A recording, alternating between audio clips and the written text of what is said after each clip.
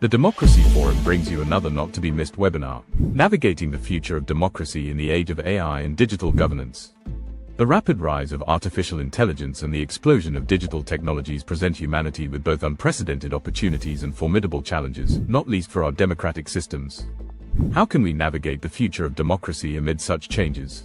What are the possible dangers to this form of governance from AI technology, and will it inherently shift political systems in a democratic or authoritarian direction? Should we be fearful, or is there cause for optimism, given AI's potential to benefit democracy and help people make better decisions? To learn more about this highly topical issue, tune into our live debate, bringing your questions and comments for our expert panel. Hello and welcome. This is a Democracy Forum debate where we argue, discuss and determine issues of the day. And today we sit in the crosshairs of a pivotal question that impacts all our lives: navigating the future of democracy in the age of artificial intelligence and digital governance. What exactly is this new world future? How much of AI, digital, even democracy become jargon phrases? Do we really know what they mean? With the advances in tech and the geopolitical upheavals, the current great saying now is whoever commands our technology will command the world. We have a brilliant panel: Anne-Kristin Glenster, Stephen Feldstein and Jun Han. And to bring it all together at the end, our Democracy Chair, Gardiner MP, is with us. And before any of that, I have the privilege of asking Democracy Forum President, Lord Charles Bruce, to lay out the canvas and the background of our debate. Lord Bruce, the floor is yours. Good afternoon and welcome to the webinar hosted by the Democracy Forum, which will consider the challenges that the rapid application of artificial intelligence is posing to widely held democratic norms. I'm very grateful to the team at the Forum for arranging this event to examine such a critically important topic and for inviting such an eminent group of contributors to participate on the panel. I look forward to the deliberations under the moderation of Humphrey Hawksley. There is little doubt that the wide-scale adoption of generative artificial intelligence has now permeated the political sphere around the world. An election database collated by the Swiss-based International Panel on the Information Environment reveals that in 2024, AI was used in 4 out of 5 ballots in 50 countries. Almost half of the incidents reported had no known source, while 70% were described as having harmful electoral consequences. In a paper published by the Carnegie Endowment for World Peace at the end of last year, the threat of AI to the functioning of democratic institutions is implicit, I quote, opening the door to misuse by enabling malicious actors to manipulate public perceptions, disrupt electoral processes, and amplify misinformation, challenging the integrity of elections, enabling further digital authoritarianism.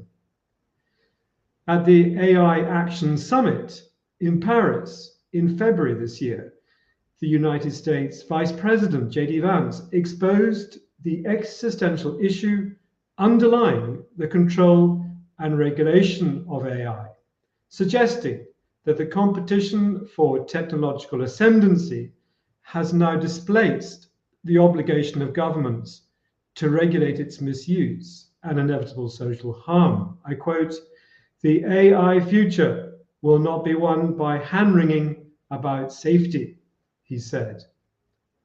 Essentially, the choice facing world leaders is, I quote, "not between United States or Chinese AI dominance, but between technological sovereignty and digital colonialism," writes Mariette Schaake, Dutch politician and international director at Stanford's Cyber Policy Center. She adds, I quote, "The Trump administration frames the AI race as a competition between democratic and authoritarian models. Each trade confrontation should teach potential parties that today's commercial relationship can become tomorrow's coercive leverage.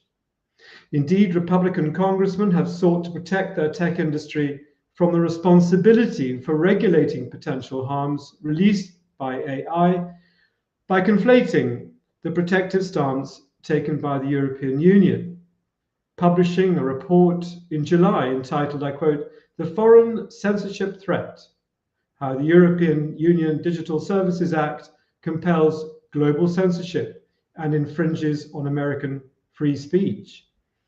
And in an unprecedented response to the United States Congress, to the chairman of the Committee of the Judiciary, a letter signed by over 30 British and European academics makes the case for conscientious digital oversight in an open and reasonable attempt to permit the United States and the European Union to conclude a political agreement on the model of the Digital Services Act, the DSA, without invoking censorship.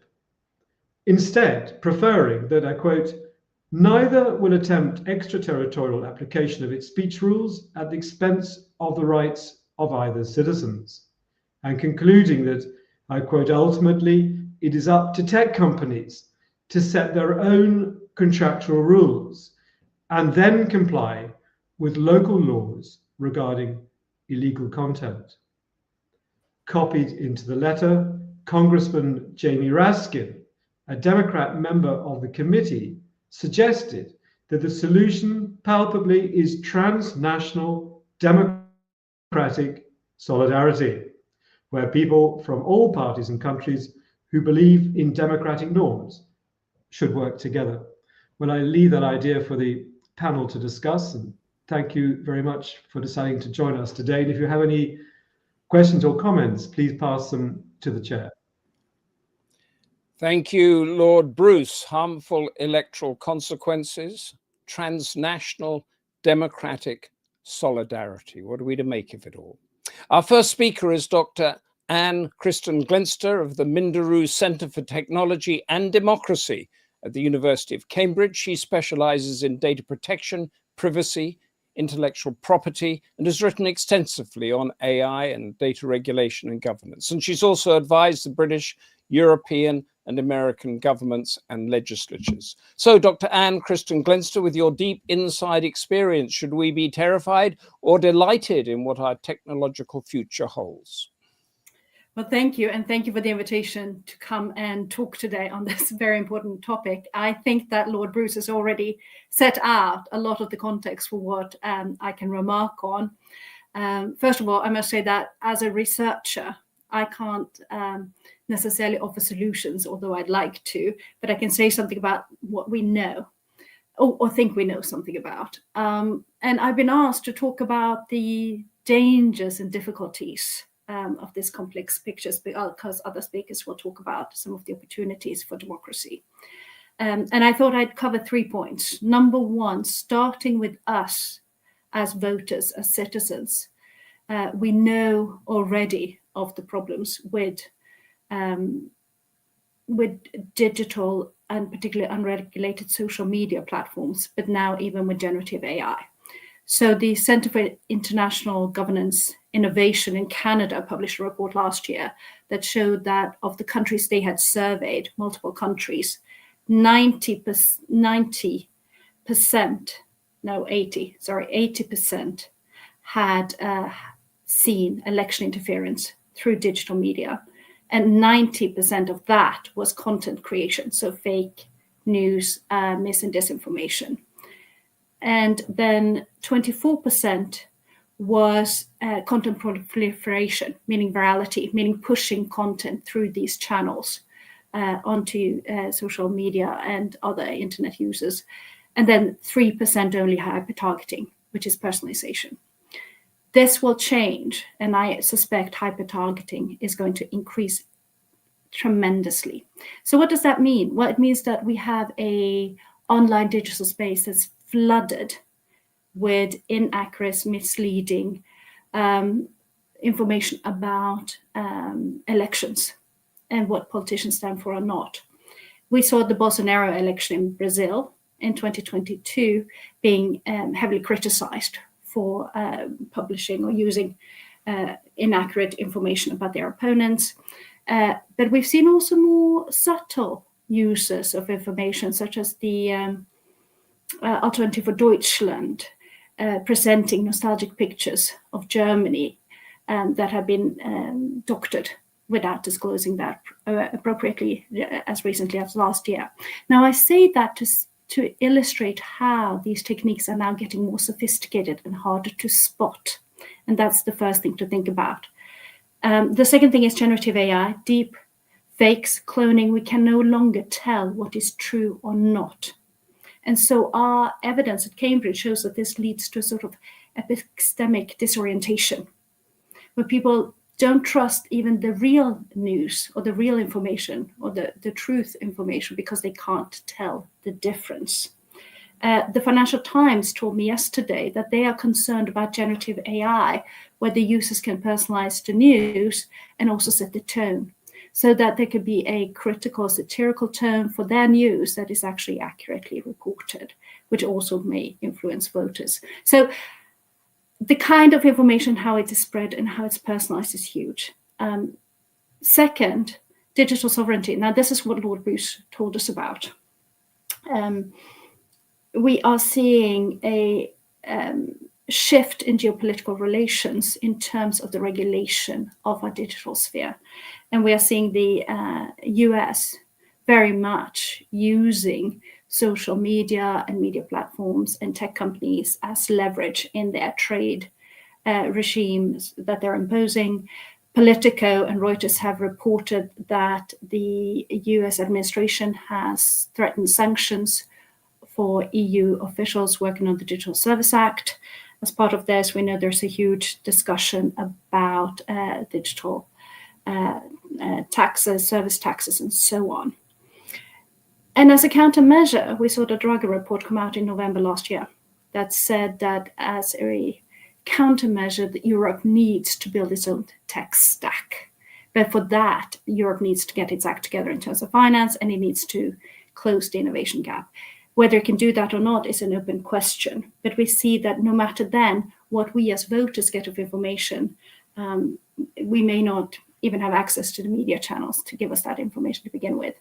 And then third, and the one thing we haven't touched on and perhaps we'll get to, is military capacity.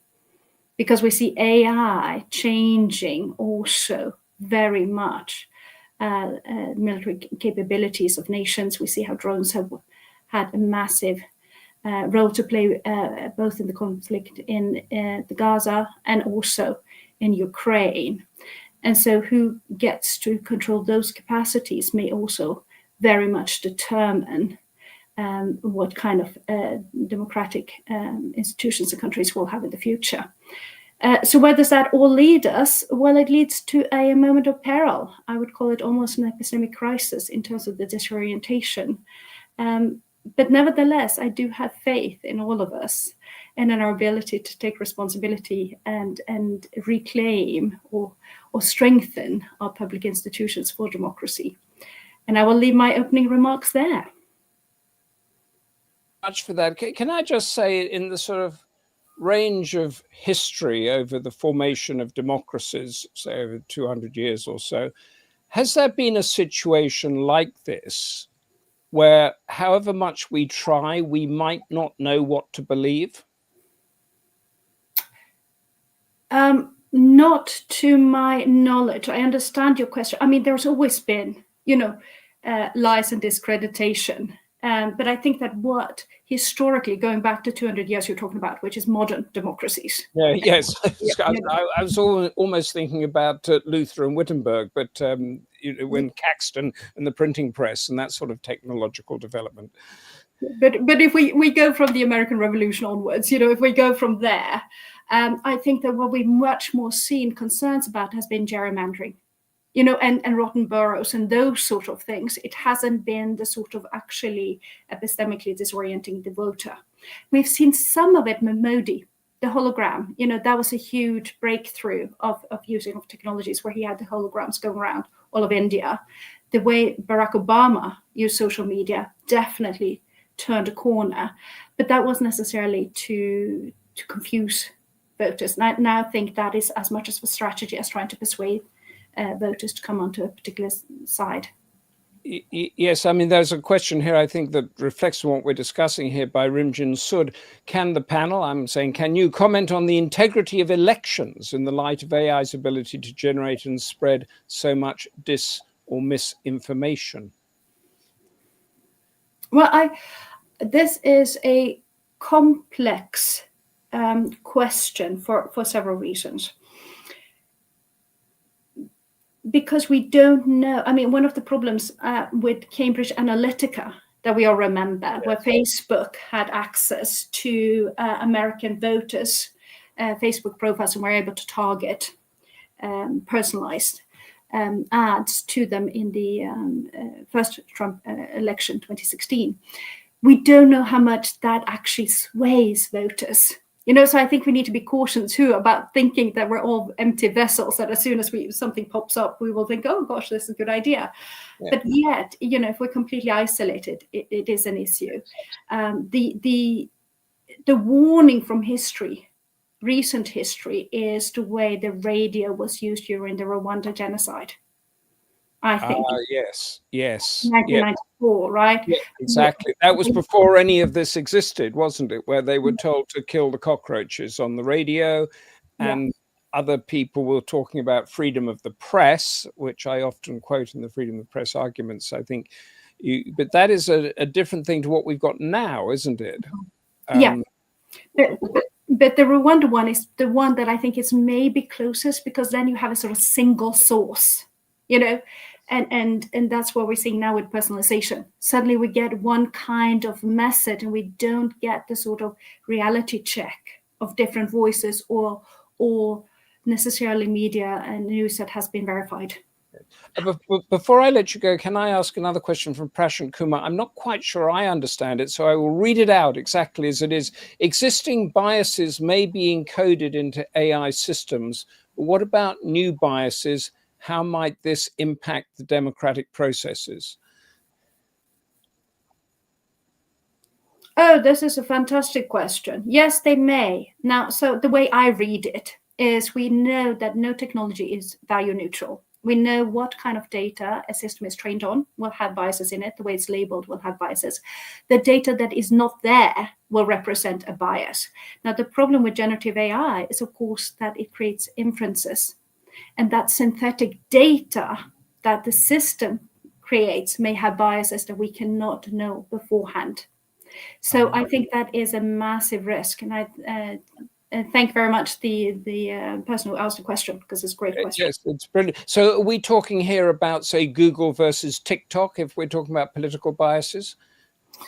No, we're talking about, let's say you have something like OpenAI, and they have scraped from the internet tons of material, and they've also come across some databases that is biased, that's racist, or that is whatever it is that we would think of as not valuable in a democratic process. And then because of the volume of that, when you ask with prompts, that system, tell me something about the community in X country, for example, it might hallucinate, it might give you the wrong thing, and therefore a bias within that data set that was originally scraped that we don't know about. Oh, thank you. And thank you, Prashant Kumar, for the question. We'll leave that there, but please stay with us because we will be coming back to you. And next, we're going to go to Stephen Feldstein, Senior Fellow of Democracy, Conflict and Governance Program at the Carnegie Endowment in Washington. And steeped in this topic, he has worked for Joe Biden, Barack Obama, and John Kerry, and others at various times, and the author of The Rise of Digital Repression: How Technology is Reshaping Power, Politics, and Resistance. And not stopping at that, his new book out next year is Bytes with a Y, Bytes and Bullets, Global Rivalry, Private Tech, and the New Shape of Modern Warfare. We will now hear, I believe, from Xinjiang to Israel to the mass firing of government officials in America. Does AI make things better or worse for democracy? Stephen Feldstein, tell us what you know. Great. Thank you for having me. I really appreciate the opportunity. As you mentioned, I've focused a lot of my work looking at the influence of technology as it relates to authoritarian countries, illiberal democracies, and so on. And so increasingly right now, there's a lot of thought given to the effect of AI. And, the overall proposition that I've really thought a lot about is this idea that as societies go digital, authoritarian governments are more and more focused on using powerful tools to wield control over information and by extension over citizens. And they do that through several different means. One is through surveillance, and that can be everything from using biometric facial recognition technology to social media monitoring. They do it through censorship. China's Great Firewall is a good example. They do it through data centralization, taking all different types of information from individuals and compiling that as a way to then have a very fine-grained understanding about citizen preferences, both good and bad. And they also do it through propaganda and information manipulation that our last speaker touched upon a fair bit. And, what's interesting, I think, is that there's not one model in which these tactics have been used. So what has worked in places like China looks very different if you look at Russia or Saudi Arabia or Nigeria or Turkey. And so you see multiple tactics and forms take place despite kind of a commonality when it comes to underlying technology. And a lot of what this is premised on in terms of how these technologies are used is whether leaders are predisposed to use coercion to quash political dissent. What is the capacity of the state? What types of resources are available? What is the sophistication of the personnel used to deploy these systems? So there are a lot of different questions, and there isn't a one-size-fits-all when it comes to understanding and thinking about the effect of these technologies when it comes to governance. Now, what is, I think, interesting is that increasingly these tactics are not just consigned to authoritarian or illiberal states. It's also something that we increasingly see democracies using, particularly when it comes to AI tools.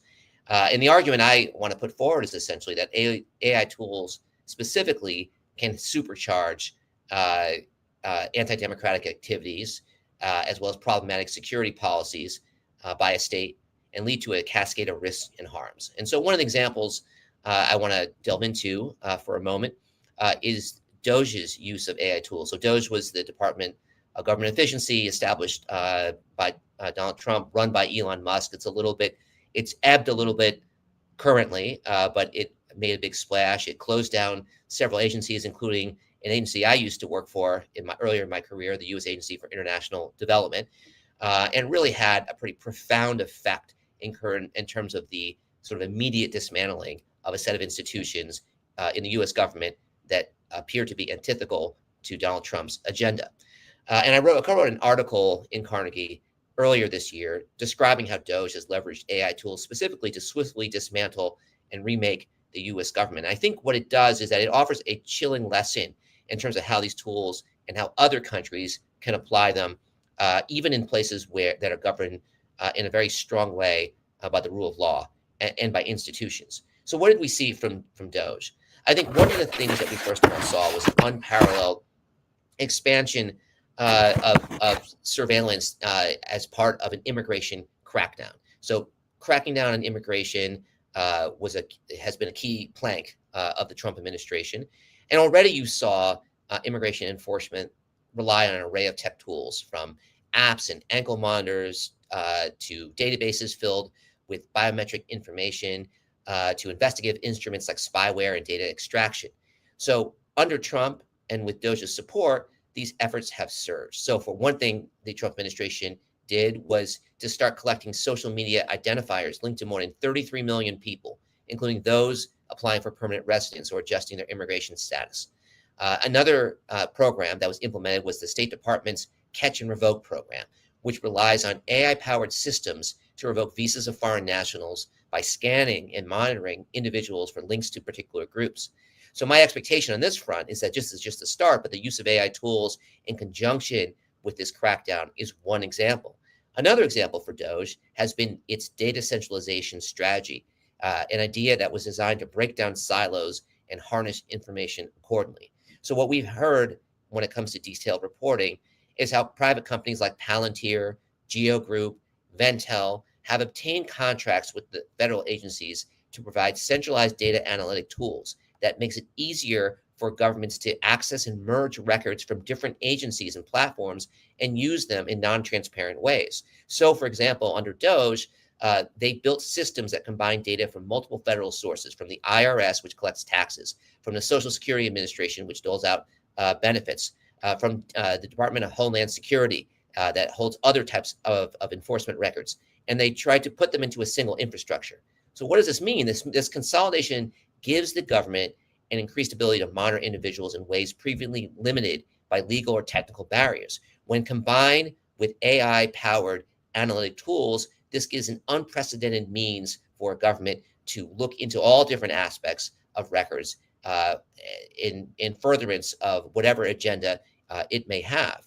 Now, combined with that, if you add the unauthorized use of secondary data, so this idea that you collect data for one thing, but then use it for another. Say you are the IRS, the tax system, you collect data for tax purposes, but then you share data with the Immigration and Customs Enforcement Agency, ICE, as a means to identify and deport tax-paying individuals. This is an unauthorized use of secondary data because the data that was collected was meant for one thing, and now it's being repurposed and used for another. And so these are several different examples of how DOGE and its AI-powered agenda has really reshaped in very quick fashion, in about 8 months' time, different functionings of the U.S. government and expectations for privacy as a result of that.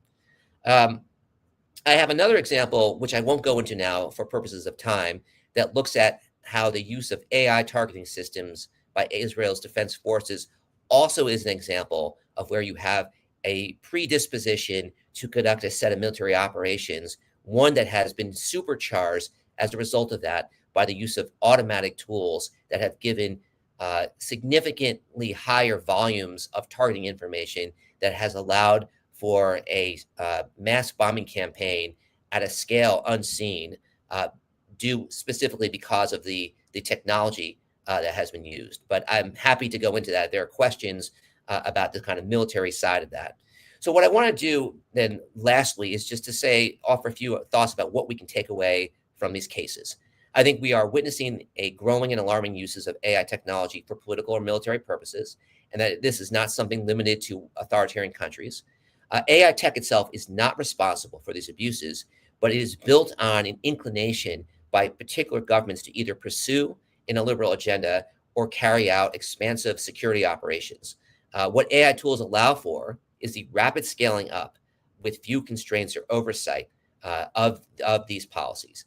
So it's not, to me, it's not surprising that authoritarian regimes would not be interested in building checks or accountability to slow down the deployment of these tools and guard against abuses. That should be expected, whether it's China's social credit system, Moscow's surveillance of anti-war protesters, Saudi Arabia's surveillance of challengers to the regime. But I think what has been, and typically what we've seen from democracies has been a lot more caution when it comes to how to deploy these technologies and the need to build in accountability safeguards for their use. Under the Trump administration, we've seen a very different tack. I was going to use the quote from J.D. Vance that Lord Bruce mentioned earlier. Instead, I'll use a quote from Donald Trump that he mentioned about a month or two ago at the launch of the AI Action Plan. Quote, "We have to grow that baby and let that baby thrive. We can't stop it. We can't stop it with politics. We can't stop it with foolish rules." It is this type of perspective that I think causes concern when it comes to safeguarding abuses and the deployment of these new powerful tools for a variety of political objectives. I'll stop there. Thank you. Stephen, thank you very much for that. That was fascinating. Just to encapsulate, and Anne-Kristin, and Stephen, correct me if I'm wrong, is that Anne-Kristin gave a perspective really from the voters' point of view that we might not quite know what to believe because of the way things are being doctored or sent through and that sort of thing. You've given us the perspective from the government point of view, but your perspective goes through that whole range. It's not just autocracies and democracies. The democracies are doing what the autocracies are doing. This is government, however, whatever their values are. Is that right? Yeah, that's correct. I think the key point is that I think in the near past, we would look to certain autocracies like China, like Russia, and we say, this is how they work. This is their set of values, and the way that technology is being abused is something that is not necessarily applicable to us, but that's something we should watch for when living in a democracy.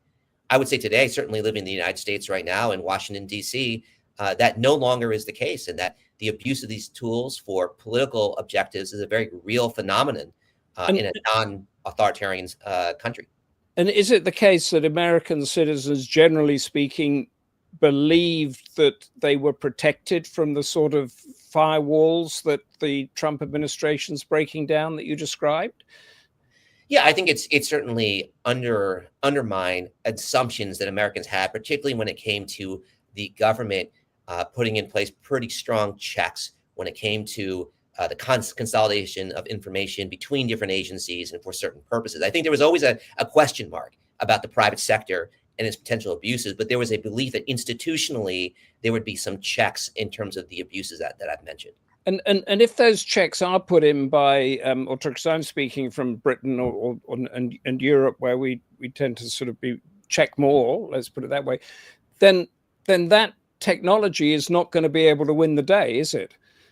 Yeah, assuming that technology, assuming those rules hold, that institutionally you're able to maintain sort of centrist parties that have a belief in preserving the values, the political values of the system, then I would have a fair degree of confidence in that. I mean, I think knowing and looking in Europe and seeing the rise of extremist parties, right-wing parties, and so forth, that certainly gives me pause. And I look at places like Hungary, which is in the EU, and other countries on the eastern flank. And I do ask questions, Poland, to some degree, and does raise questions in terms of how strong that actually is. Yes. And can I just give a question from Peter Cornish here? I will read it directly. How can we prevent the digitization of the democratic process from potentially excluding sections of the population, e.g. those who are less digitally literate or without reliable internet access?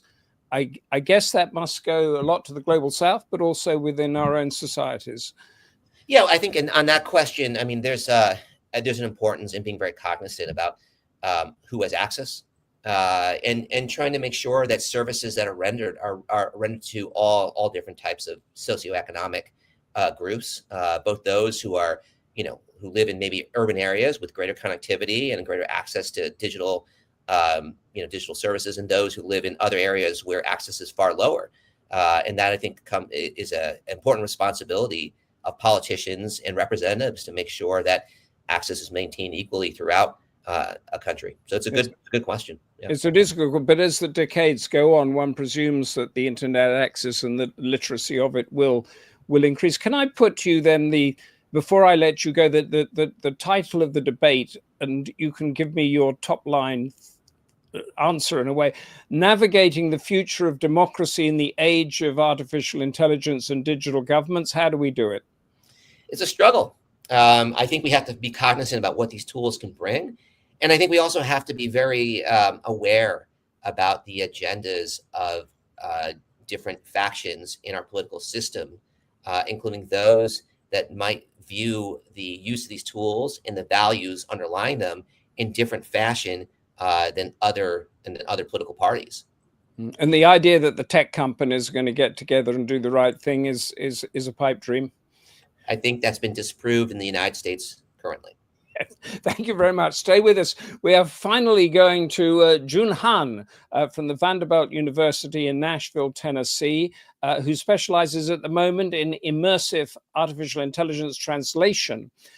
His latest paper addresses specifically what this debate is about: the question of AI and democracy, 4 categories of AI governance, concluding, and he will correct me if I'm wrong, that carefully implemented AI does have the potential to enhance democratic government while also preserving its core ideals. That is not what we've been hearing from our previous 2 panelists, but how does that happen, we ask? Jun Han, share with us your argument. Thank you for inviting me to talk about democracy and AI. So my opening remark will be from a more, as you mentioned, like more optimistic perspective, but not in the sense that there will be no risk with AI, by focusing on why we may need to consider AI in democracy and what normative frames we can use to evaluate the role of AI for enhancing democratic governance. So the first question will be, why do we need to consider AI, introducing AI into democratic decision making?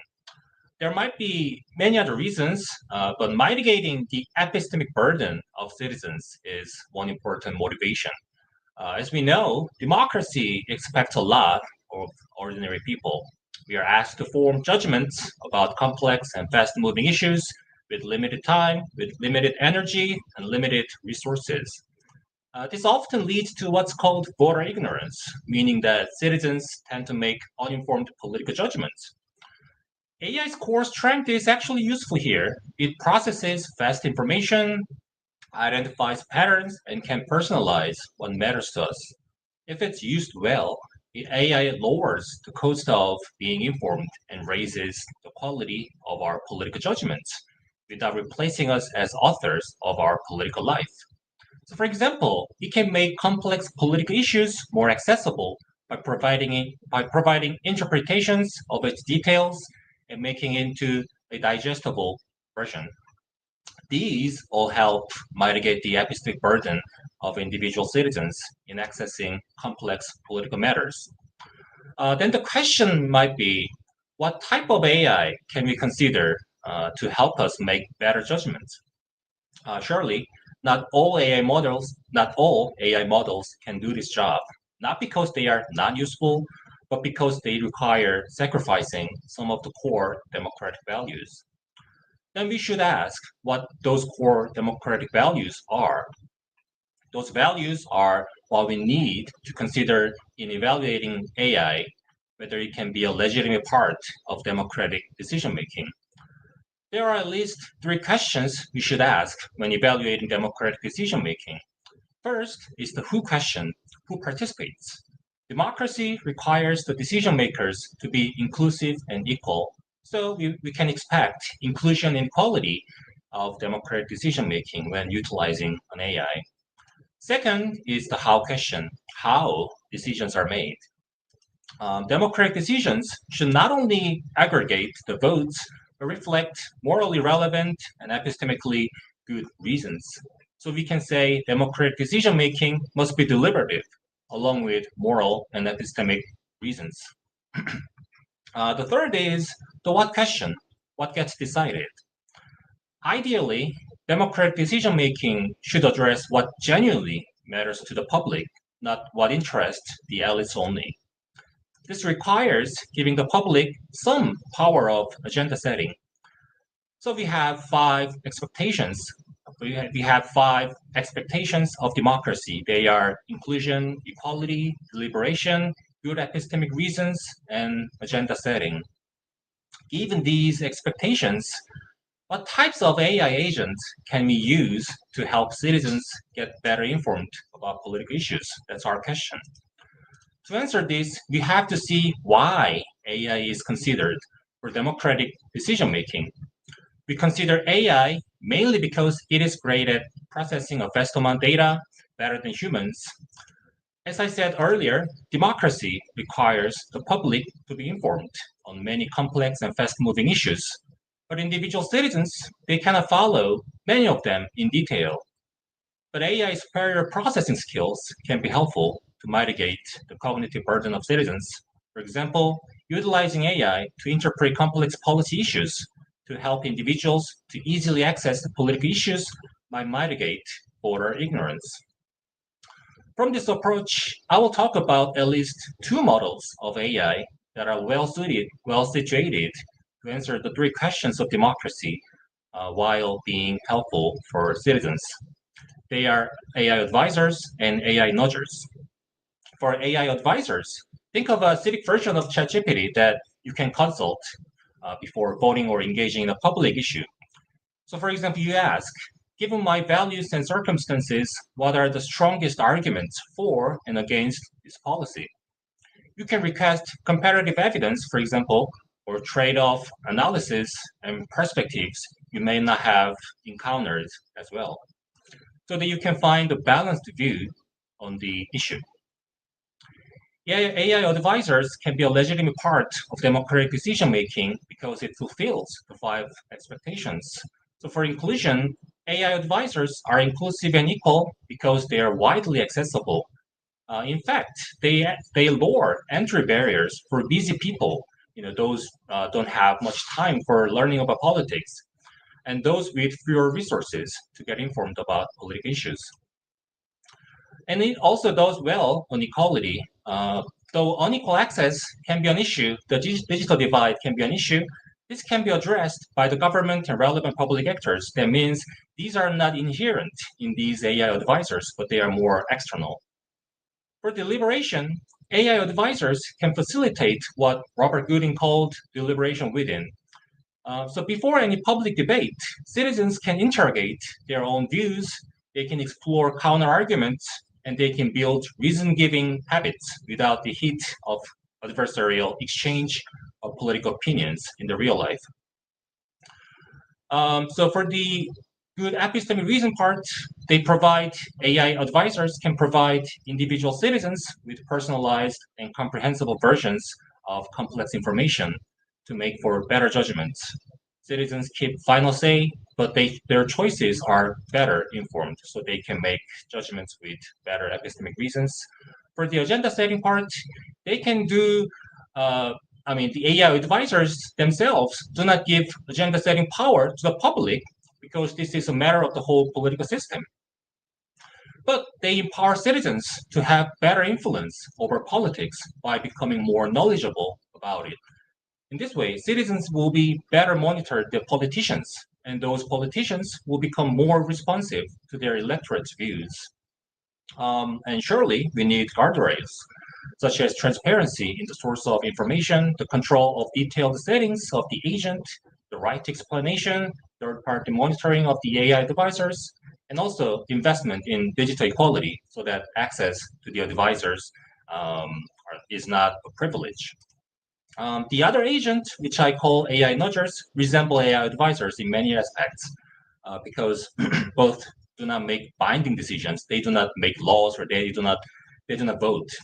So I won't go in detail, but instead I will describe how it works and its benefits for democratic decision making. AI nudgers are lightweight assistants that prompt a pause when your decision and the latest information seem to be in tension. So for example, you can say, you support candidate P for climate leadership. Note that P's platform was recently downgraded by independent analysts. Would you like to review why? That sort of pause. Nothing is forced. It's just a gentle invitation to double check. Then how do AI nudgers help mitigate voter ignorance? Its advantage is mostly epistemic, as it nudges the user to pause and think once more. But by this, it also encourages reflective judgment by giving the user a chance to consider conflicting information or views. Ideally, by thinking more about the issue, citizens become better knowledgeable and can hold politicians paying more attention to what really matters to the public. And this ends my opening comment. Jun Han, thank you so much for that. I am going to throw your argument back to your fellow panelists in a second, but I just want to pick up here on this idea of this idea that we discussed with Anne-Kristin on the biases. So yes, they can have access to the information if they want to engage with it, which is a big if there, if they've got that attention span. But how would you get over this idea of biases, that what they're looking at is going to deliver the right thing, whether it's Britain leaving the European Union or whether to do such and such about immigration and that sort of thing? So yeah, I think bias is definitely one of the main problems that current AI agents are suffering or experiencing, and that raises a very important question. And I'm not saying that we have like perfect AI agents and we can use what we have now for those tasks that I just described. So I agree with every concerns about bias, but. Sorry to interrupt. And then you mentioned what genuinely matters to the public, but depending what what your media outlet is and where your silo is. I mean, is it immigration? Is it a China threat if somebody wants to whip up that, or is it your hospitals and roads? Mm. So yeah. I mean, it's all. I think it can be applied to all of these. It's like, but my approach is basically that. So like insofar as definitely there are concerns about biases, and I don't think it's possible to eliminate those biases. But and we have to think about some ways of dealing with it. But my idea is that if we give some power to the users who actually actively choose AI delegates or AI advisors, because there will be many like AI advisors in the market. People can choose, and people can, like in the public and the government can provide information about the credibility of these specific AI agents based on the track records, and the user can also set, like what use what news source the AI agent have to check. It can check, like balanced, news sources, so that even if it's biased, it can also counterbalance by some different, like a piece of news, for example. Lovely, Yes. thank you. Okay, I'd like to open up now, and I'd like to first, if Anne-Kristin is still with us, I would like to give back to you the argument that we've just heard from Jun Han. Is it a utopian pipe dream, or could it work? I think it could work, but I would think it would take an enormous amount.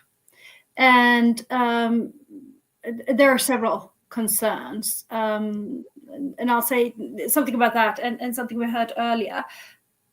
But one thing too to remember when it comes to biases is the quality of the data set, and people in rich country have access to more expensive tools with better data.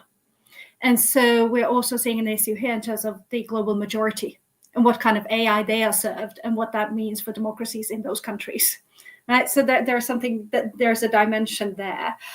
If I may, I wanted to pick up on a few points that Steve made that I thought was fascinating, and about, yes, I'm talking about voters down the road, but he's talking about like the chilling effect that this world of total surveillance we're in, and what that means when the checks and balances of the public institution and our democratic contract breaks down. And I think that my reading of the US sitting on the other side of the pond is exactly as he describes, right? And so suddenly we have something that's not just authoritarian regimes anymore, but this idea of other places, the slippery slope. We have the data, we have the surveillance tools there. It's so incredibly tempting to use them for all sorts of reasons. And what we've seen in the US then becomes more and more what I would call politically motivated. We've seen it in this country. At Minderoo, we did a report earlier this year on menstrual tracking apps. So women who put in information about their periods into these tracking devices in the UK, and found that it coincided, our launch report, with a story in The Observer of how UK police had demanded data from those apps to sue women for illegal abortions.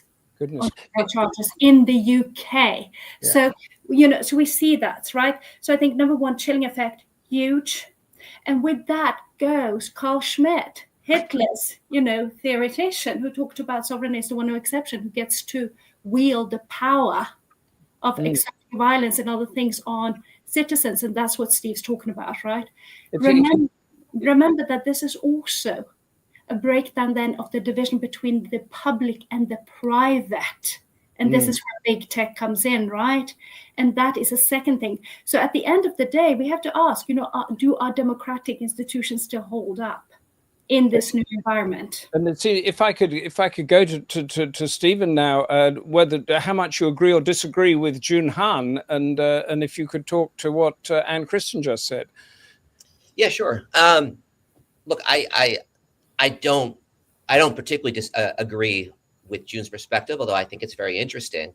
But I would just offer a few. You mean it's too hopeful? Yeah, I would offer a few rebuttals. I think one, so one idea is that somehow that you'll have a government that will be credible enough that it will ensure that the tools used are used in a beneficial, progressive way. And I don't think we can make that assumption, certainly not in authoritarian countries. And at this point, probably not in democratic countries either. I think two, there's an assumption made that people actually want objective, fact-based information. At least in the United States, and I would say across the world, that does not appear empirically to be borne out, that people actually want fact-based information. And then three, so that then raises the question, well, then do you anticipate we'll get into a sort of struggle between an AI system, assuming it even will continue to provide fact-based information, and a public that's demanding something else? Well, who wins out? If the AI system just says, I won't provide biased or factually inaccurate information, is that not an assertion of authoritarianism anyway? Is that the utopian system we want?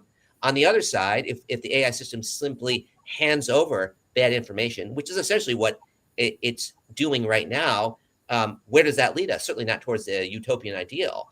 So I guess my question is, well, how do we get to a utopian ideal that sounds nice on paper when empirically it's going in completely the opposite direction?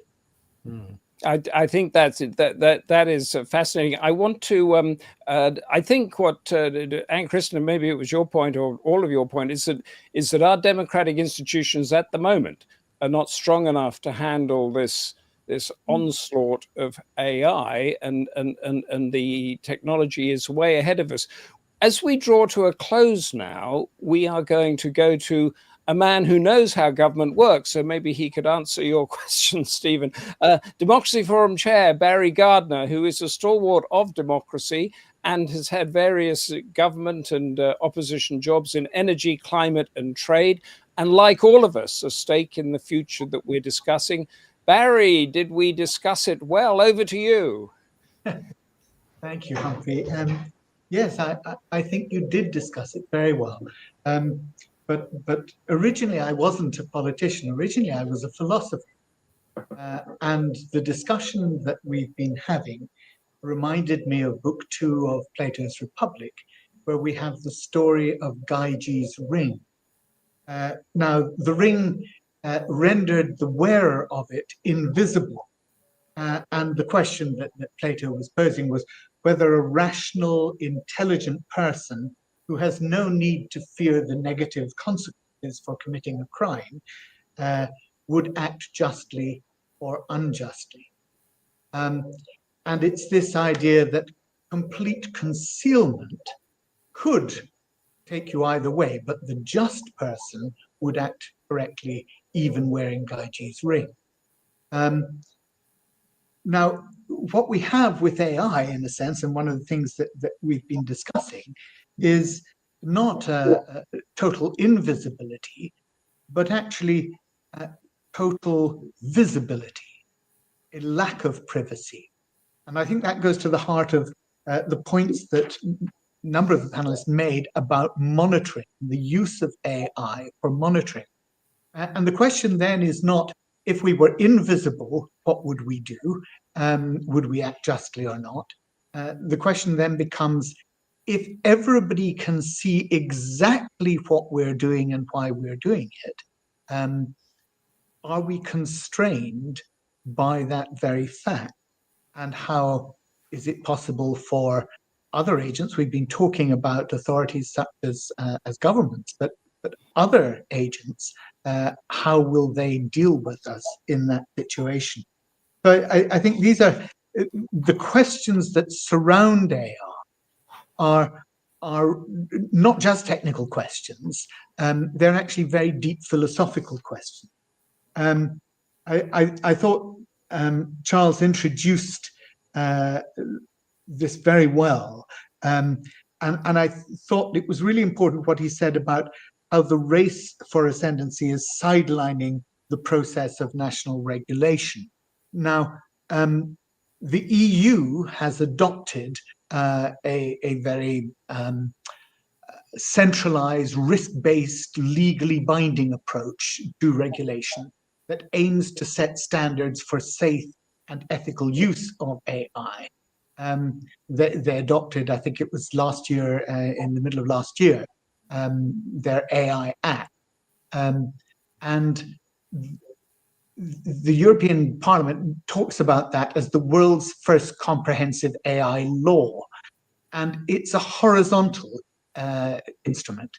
The Act applies to all AI systems placed on the market or used in the EU, regardless of where the provider or the AI system is based. And it also covers the AI systems outside of the EU, where the output produced by the AI system is used in the EU. And that risk-based approach to regulating AI, so that the requirements placed on providers, the purposes for which it will be used. And there we see harmonized rules for the supply and use of AI systems, prohibitions of certain AI practices, which would be particularly dangerous, like gathering facial recognition data, technical requirements for high-risk AI systems, which present a significant risk of harm.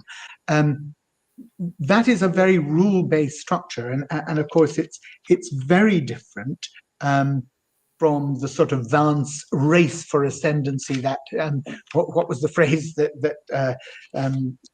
Stephen used? Grow, baby, grow. That President Vance, Vice President Vance had used.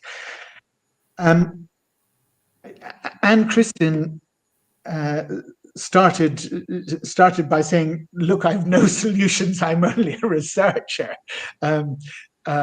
but then went on very carefully to chart what we know as voters, the way in which deepfakes can impact on us, and the shift in political relations.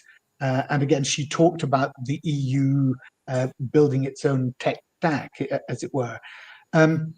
I thought it was really important that she touched upon military technology as well, and the military capacity. And what we've seen actually, very interestingly, in the use of drones and AI guided drones is a lack of precision in Gaza around what the drone technology was supposed to have been providing. And she spoke of the crisis of disorientation. Do I have faith in the democratic institutions to find solutions? Well, it is this whole business about if you have a multiplicity of information, and she used the example, I thought, very powerfully of Kill the Cockroaches, the radio in Rwanda, as being the one source. But actually, in a way, I think having multiple sources of information, which we now have through the internet and social media, and of course with AI being able to provide both misinformation and disinformation, is we have the confusion that comes with that choice. Because when there is only one source of information, in the UK, when we had the BBC, or when the Times was a journal of record, we knew that that was supposed to be the truth, and anything else we could compare against it. But now we don't. We have this multiplicity of information coming and sources of information delivering to us, and therefore it's a matter of choice where we go. And what we've seen, of course, with social media is we tend to go for the information source that is going to reinforce our own bias. And therefore, the more optimistic outline that Jun Han suggested, absolutely right. Of course, there will be information out there that can enable us to check whether our support should still be with that politician because of their environmental policies, which have been recently downgraded, which I think was the example that he gave. And we can find out whether, in fact, they are going to achieve what that politician intended, or whether actually, now that he's junked half of the policies there, he's not worth voting for any longer. But the danger is, with so much information, that we will actually choose only the one that reinforces our existing bias.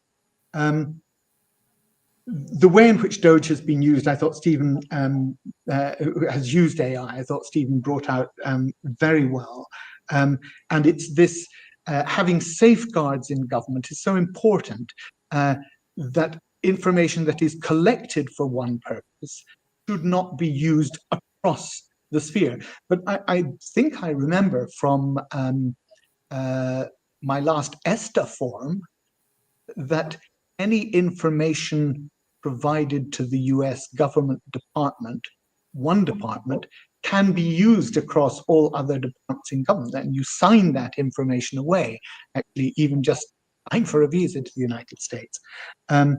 So we have in the UK seen that there is a difficulty in doing some of the things that we want to do to make government simpler and more effective, particularly in relation to distribution of benefits, because we can't apply the information gathered in inland revenue to the DWP system. But this is ultimately about privacy. Look, I've probably gone over time, so I should stop there. But I think what we've had is a fascinating discussion about the current state that we're in. I do believe that we need a much deeper discussion about the philosophical approach that we want to take to AI and how government should be treating information, privacy, and choice. Thank you very much, Barry. And just before I let you go, can I ask you, because you've been in the trade for so long, is democracy in our government strong enough to handle this challenge? I think democracy is under attack both in Britain and in many other parts of the world. And I think all of us have to be vigilant.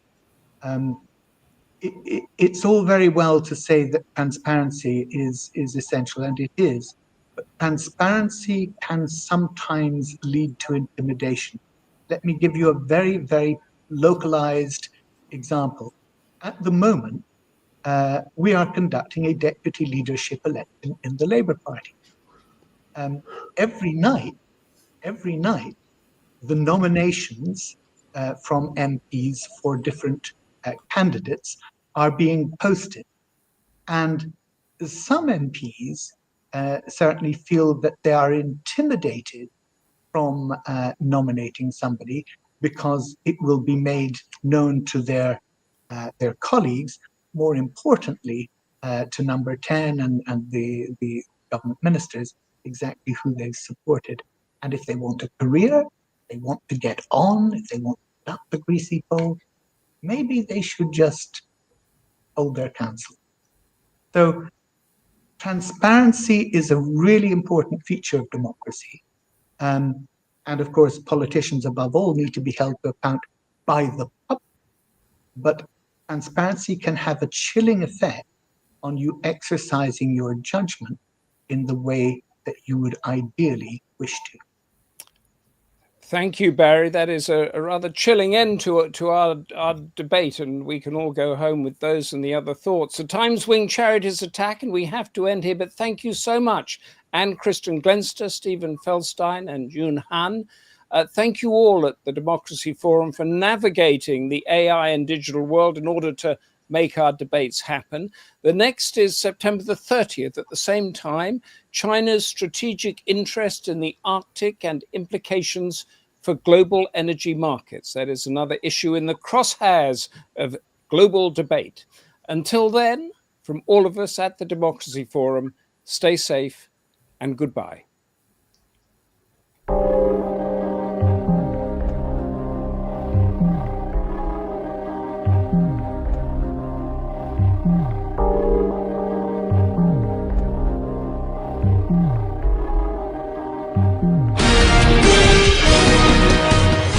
The Democracy Forum is a not-for-profit organization founded in 2009 under the patronage of Baroness Nicholson of Winterbourne. Its principal goal was to work for the furtherance of democracy, peace and the rule of law in order to counter religious fundamentalism and intolerance in our global communities. In an increasingly fractured world, This goal continues to be the driving force behind all of the forum's activities. Lord Charles Bruce is the current president of the forum. Since its inception, the forum has hosted and co-hosted seminars on a wide variety of topics relating to democracy and human rights across the world. The Democracy Forum encourages academics, students, journalists, and other socially and politically conscious people to attend our seminars and to participate in the question and answer session. Details are available on our website, thedemocracyforumlimited.com.